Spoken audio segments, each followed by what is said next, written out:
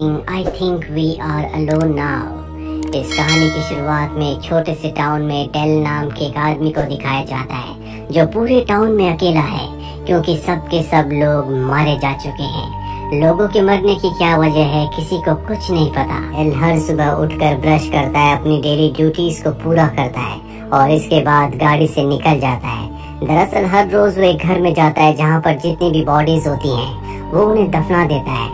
साथ ही वो घर को साफ करता है और इसके बाद घर के बाहर क्रॉस लगाकर वहाँ से चला जाता है। अपने खाने के लिए वो आसपास की जगहों से फूड भी इकट्ठा करता है। डेल के पास एक मैप भी है जो कि पूरे शहर का मैप है और जिस भी घर को क्लीन करता है वो मैप पर भी क्रॉस का निशान लगा देता है, जिससे उसे पता चलता रहता है कि उसने कितने घरों को साफ कर दिया है।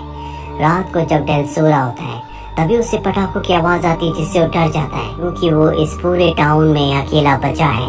हालांकि उसके दिल में जिज्ञासा जागती है कि वो जाए और देखे, पर उसकी हिम्मत नहीं होती क्योंकि ये रात का वक्त होता है। इसीलिए अगली सुबह वो बाहर जाता है जहाँ वो सड़क के किनारे एक कार को देखता है जिसका एक्सीडेंट हुआ था। दरअसल ये कार एक दिन पहले यहाँ पर नहीं थी, इसीलिए डेल उस कार के पास जाता और देखता है कि उसके अंदर एक लड़की है जो बेहोश है। साथ ही गाड़ी के पीछे गन भी होती है। वो उस लड़की को घर ले आता और कमरे में बंद कर देता है क्योंकि उस लड़की के पास गन थी। कुछ देर बाद जब उस लड़की को होश आता है तो वो अपने आप को कमरे में देखकर हैरान हो जाती है क्योंकि उसको भी यही लगता था कि इस दुनिया में सिर्फ वही अकेली बची है। वो दरवाजा खोलने की कोशिश करती है लेकिन दरवाजा लॉक्ड होता है। इसके बाद वो दरवाजे को नॉक करती है। डेल समझ जाता है कि वो लड़की जाग चुकी है, इसीलिए दरवाजे के पास आता है और उस लड़की से पूछता है क्या तुम अकेली हो। वो लड़की कहती है कि मैं पिछले कई दिनों से अकेली हूँ, इसीलिए लगातार ट्रैवल कर रही थी। डेल पूछता है कि तुम्हारे पास गन कहाँ से आई। वो कहती है कि गन मुझे रास्ते में मिली थी, मैंने अपनी सेफ्टी के लिए अपने पास रख ली। डेल दरवाजा खोल देता है पर वो कहता है कि तुम यहाँ पर नहीं रह सकती। दरअसल डेल उस लड़की को अपने पास नहीं रखना चाहता, इसीलिए वो लड़की को बाहर आने के लिए कहता है। उसकी गाड़ी की चाबी उसे देता और कहता है कि तुम यहाँ से चली जाओ। वो लड़की कहती है कि मेरा नाम ग्रेस है, मैं नहीं जानती कि मुझे कहाँ जाना चाहिए, मैं तुम्हारे साथ रहना चाहती हूँ। पर उसकी बात का वो कोई जवाब नहीं देता और वहाँ से चला जाता है। डेल एक लाइब्रेरी में जाता है जहाँ पर वो रहता है। दरअसल ग्रेस को जिस घर में ले गया था वो उसका घर नहीं था, वो यहाँ लाइब्रेरी में रहता है। ग्रेस भी उसका पीछा करते हुए यहाँ पहुँच जाती है लेकिन वो ग्रेस को देखकर कुछ नहीं कहता बल्कि उसे खाने के लिए कुछ खाना देता है। खाना खाते हुए ग्रेस उससे पूछती है कि तुम्हारे चारों तरफ डेड बॉडीज हैं, ये पूरा का पूरा शहर खत्म हो चुका है, क्या तुम्हें अकेले रहते हुए अजीब नहीं लगता। डेल को उसकी ये बात अच्छी नहीं लगती। वो कहता है कि पहले शहर में 1600 लोग रहा करते थे लेकिन तब भी मैं पूरी तरह से अकेला था, इसीलिए मुझे किसी के होने ना होने से कोई फर्क नहीं पड़ता। और ये कहकर वो उठकर वहाँ से चला जाता है। उसका बिहेवियर बहुत ज्यादा रूड होता है, इसीलिए ग्रेस डिसाइड करती है कि वो डेल के साथ नहीं रहेगी। वो अपनी गाड़ी में जाती है और यहाँ से जाने वाली होती है कि तभी डेल आ जाता है। डेल को अपनी गलती का एहसास है। वो ग्रेस से कहता है कि तुम मेरे साथ रह सकती हो। ग्रेस भी वहाँ पर रुकने का फैसला कर लेती है, जिसके बाद डेल उसे बताता है कि कैसे वो हर रोज एक घर में जाता है जिस घर को क्लीन करता है और उस घर में जितनी भी बॉडीज होती है उन्हें दफना देता है। साथ ही वो उसे ये भी कहता है कि घर में जितने भी इलेक्ट्रॉनिक्स की चीजें हैं उन सबको हमें इकट्ठा करना है। अभी एक घर में जाते हैं जहाँ से बॉडी को उठाकर ये दफना देते हैं। दफनाने के बाद वहाँ से डेल जाने लगता है। ग्रेस कहती है कि ये इंसान है, हमें इनके लिए प्रेयर करनी चाहिए। डेल उसकी बात मान जाता है और ग्रेस के साथ वो भी प्रेयर करता है। जैसे जैसे दिन बीतते हैं डेल और ग्रेस की दोस्ती होना शुरू हो जाती है। ये दोनों एक दूसरे की कंपनी बहुत एंजॉय करते हैं। एक दिन डेल को ग्रेस घर पर ढूंढ रही होती है लेकिन वो घर पर नहीं होता, इसीलिए वो नीचे बेसमेंट में जाती है जहाँ पर उसे उन लोगों की फोटोज मिलती है जिनके घर अब तक डेल ने साफ कर दिए हैं। दरअसल जिस भी घर को वो साफ करता है उस घर के मेंबर्स की फोटोज वो अपने साथ ले आता है। ग्रेस को कुछ समझ नहीं आता कि डेल ऐसा क्यों करता है। इसके बाद डेल को ढूंढने के लिए वो बाहर जाती है और तभी उसे एक डॉग के भौंकने की आवाज आती है जो घर से आ रही होती है। जब वो घर के अंदर जाती है तो वहाँ पर उसे डॉग मिलता है जिसे पाकर वो बहुत खुश होती है और उस डॉग को वो अपने घर ले आती है। हालांकि शुरू में डेल डॉग को देखकर खुश नहीं होता, पर जल्दी दोनों डिसाइड करते हैं कि ये इसका नाम डॉग ही रखेंगे। धीरे धीरे दिन बीतते चले जाते हैं और इन दोनों के बीच में जो बॉन्ड होता है वो और भी स्ट्रॉन्ग हो जाता है। ग्रेस कभी कभी अपने पेरेंट्स को, अपने परिवार को बहुत मिस करती है।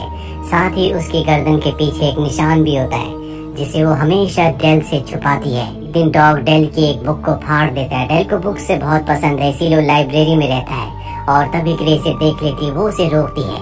डेल भी वहाँ पर आ जाता है। ग्रेस डेल से सॉरी कहती है। डेल कहता है कोई बात नहीं, मैं डॉग को संभालता हूँ, तुम बुक को उठा लो। और जैसे ही डेल डॉग को उठाता है, वो उसके हाथ में काट लेता है, जिसके बाद ग्रेस डेल के हाथ में दवा लगाती है। और अगले दिन वो डॉग इस घर से गायब हो चुका होता है, जिससे ग्रेस बहुत ज्यादा परेशान हो जाती है क्योंकि वो डॉग से बहुत प्यार करती है। ये बात वो डेल को बताती है। डेल कहता है तुम चिंता मत करो, हम डॉग को जल्दी ढूंढ लेंगे। और इसके बाद ये डॉग को ढूंढना शुरू करते हैं, लेकिन बहुत देर तक ढूंढने के बाद भी इन्हें डॉग नहीं मिलता। और अब ग्रेस समझ जाती है कि डेल ने डॉग को मार दिया है। इसीलिए वो बहुत ज्यादा ड्रिंक कर लेती है और नीचे बेसमेंट से फोटो लाती है और डेल को देकर कहती है कि तुम उन लोगों की फोटोज को क्यों लाते हो जिनके घर की तुम सफाई करते हो। तुम तो उन लोगों को जानते भी नहीं और ना ही उनके लिए तुम्हारे दिल में इमोशंस है। तुम उनको सिर्फ एक डेड बॉडी समझते हो, इसीलिए दफनाने के बाद तुम कभी उनके लिए प्रेयर नहीं करते थे। डेल कहता है कि मैं हमेशा से ऐसा नहीं था, मेरा भी कभी परिवार था। इसके बाद वो यहाँ से चला जाता है। डेल को एहसास होता है कि अब तक जो भी उसका बिहेवियर था वो गलत था, इसीलिए ग्रेस को एक ग्रीन हाउस ले जाता है। यहाँ आने के बाद ग्रेस को बहुत अच्छा लगता है। ग्रेस भी अब डेल को माफ कर देती है क्योंकि वो समझती है कि उसके साथ जो कुछ भी हुआ होगा उसकी वजह से वो पूरी तरह से बदल गया। अगले दिन हर दिन की तरह इन लोगों के घरों को साफ करने के लिए निकल पड़ते हैं, लेकिन अब ये अलग अलग लोगों के घरों को साफ करते हैं। इनके पास वॉकी टॉकी है जिससे एक दूसरे से कनेक्ट रहते हैं। ये लगभग सभी घरों को साफ कर चुके हैं, इसलिए अब इन्हें कम ही घर मिलते हैं जिन्हें इन्हें साफ करना है। घर ढूंढते ढूंढते ग्रेस बहुत आगे निकल जाती है, जहाँ पर उसे एक घर मिल जाता है। वो रेडियो से वॉकी टॉकी से डेल को भी उस जगह बुला लेती है। डेल जब उस घर के अंदर पहुँचता है तो ग्रेस पहले से सफाई कर रही होती है। डेल यहाँ पहुँचकर बहुत इमोशनल हो जाता है। वो ग्रेस से कहता है कि हमें यहाँ पर सफाई करने की कोई जरूरत नहीं है। ग्रेस समझ जाती है कि ये डेल का घर है। डेल अपने परिवार वालों की बॉडीज को फेस नहीं करना चाहता, इसीलिए यहाँ से जाना चाहता है, पर उसके अंदर हिम्मत आती है और वो तय करता है कि वो इस घर को ग्रेस के साथ मिलकर साफ करेगा। इसके बाद वो अपने परिवारजनों की बॉडीज को दफना देता है। वो उनके लिए प्रेयर भी करता है और जब घर वापस आता है तो ग्रेस डेल से कहती है कि मैं तुम्हें कुछ कहना चाहती हूँ। डेल कहता है कि कहो, और तभी वो उसे किस कर लेती है। इसके बाद डेल सो जाता है और सुबह जब उसकी नींद खुलती है तो उसे नीचे से किसी के बात करने की आवाजें आती है, जिन आवाजों को सुनकर वो डर जाता है क्योंकि ग्रेस के अलावा इस घर में कोई भी नहीं है। वो गन लेकर नीचे जाता है। यहाँ वो देखता है कि एक कपल घर पर है जो कि ग्रेस के मॉम डैड है। ग्रेस के डैड ग्रेस से कहते हैं क्या तुमने डेल को हमारे बारे में नहीं बताया। ग्रेस के चेहरे पर डर होता है। ग्रेस के डैड कहते हैं कि अब भी ऐसे बहुत सारे इंसान हैं जो जिंदा हैं, जिनमें कुछ डॉक्टर्स भी हैं और वो दूसरे लोगों का इलाज कर रहे हैं। लेकिन डेल को सब कुछ अच्छा नहीं लगता, इसीलिए घर से बाहर आ जाता है। ग्रेस भी उसके पीछे बाहर आती है। डेल कहता है कि तुमने मुझे इस बारे में कभी क्यों नहीं बताया। ग्रेस बताती है कि ये मेरे असली मॉम डैड नहीं है, बल्कि इन्होंने मुझे अडॉप्ट किया था और जैसे दिखते हैं वैसे नहीं है।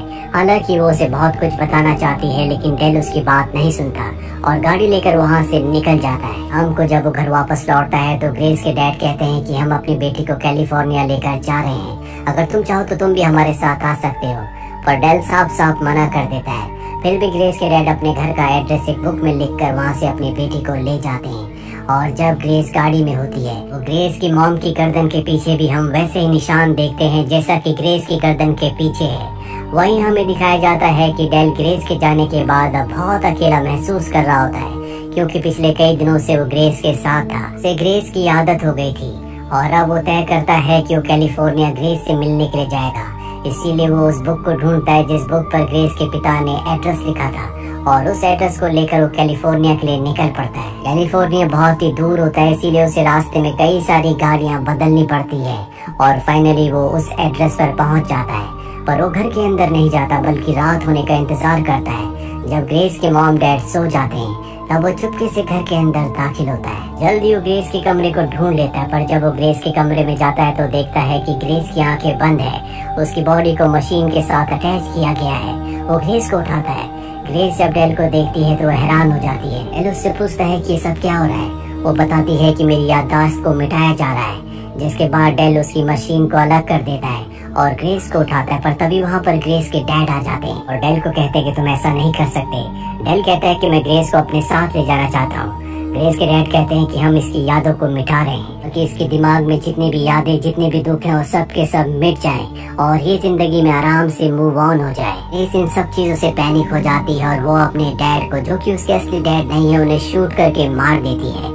और तभी यहाँ पर ग्रेस की स्टेप मदर भी आ जाती है। वो अपने हस्बैंड को मरा हुआ देखकर बिल्कुल भी दुखी नहीं होती और कहती है कि कभी मेरी भी बेटी हुआ करती थी, लेकिन शायद अब उसके अंदर कोई भी इमोशन नहीं है। दरअसल उसकी मॉम के साथ भी वो सब एक्सपेरिमेंट हुए थे, जिस वजह से उसके अंदर से दुख दर्द सब पूरी तरह से खत्म हो चुका है और वही ग्रेस के साथ भी होने वाला था, पर यहाँ पर डेल ने उसे बचा लिया।